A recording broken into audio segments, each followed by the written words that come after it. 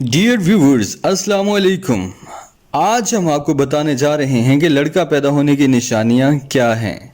आजकल के दौर में जहां साइंस ने बहुत ज़्यादा तरक्की कर ली है, वहीं हमारी औरतें और मर्द जब प्रेगनेंसी के बाद डॉक्टर के पास जाते हैं तो उनकी ये ख्वाहिश होती है कि हमें पता चले कि लड़का है या लड़की।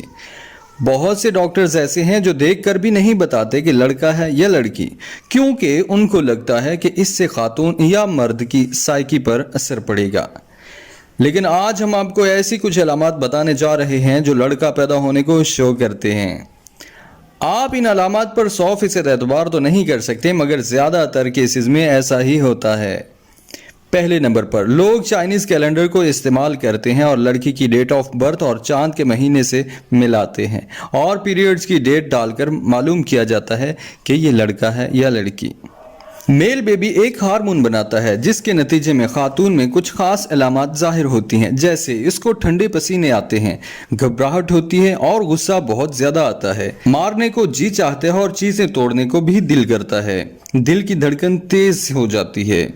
माँ का ज़्यादातर दिल मीठी चीज़ें खाने को करता है। अगर माँ की नाफ की लकीर सीधी हो तो ज़्यादातर बच्चा पैदा होता है।